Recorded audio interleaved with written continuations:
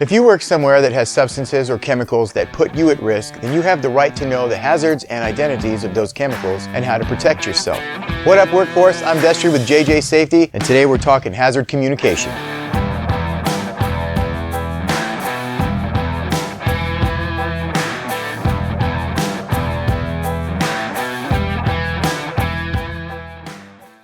OSHA's Hazard Communication Standard, CFR 1926-1200, is a standard that gives you and your employer ways to identify and communicate the hazards of each substance or chemical in your workplace.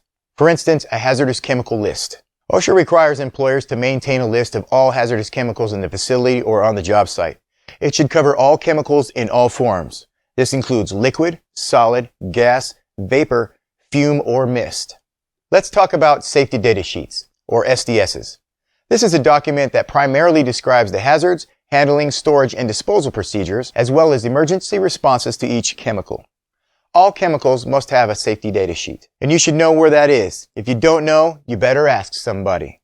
The SDS comes in a 16-section format. Sections 1 through 8 of the SDS contain identification, hazards, composition, first aid measures, firefighting measures, accidental release measures, handling and storage, exposure controls, and personal protection. Sections 9 through 11 and 16 of the safety data sheet contain physical and chemical properties, stability and reactivity information, toxicology information, and other information including the date of the preparation or last revision of the safety data sheet.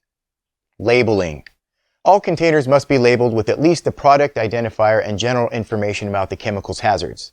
The name, address, and telephone number of the chemical manufacturers, importer, or another responsible party. Additional information that should be on the label include a signal word. There are two words used as signal words, danger and warning. Within a specific hazard class, danger is used for the more severe hazards, and warning is used for the less severe hazards. There will only be one signal word on the label, no matter how many hazards a chemical may have. A hazard statement is a phrase that describes the nature of the hazard and the substance or the mixture. Another thing is a precautionary statement. Precautionary statements recommend measures that should be taken to minimize, prevent adverse effects resulting from improper storage or handling. Pictograms. Pictograms are graphic symbols used to communicate specific information about the hazards of the chemical. Training. You must be trained in all potentially hazardous substances and chemicals that you work around or with. Training should happen before you hit the job and whenever a new hazardous substance is introduced into the workplace. Finally, OSHA's Hazard Communication Standard is designated to ensure that information about chemical hazards and protective measures are available for every worker.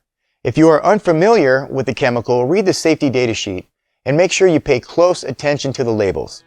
And always follow your company's policies and procedures.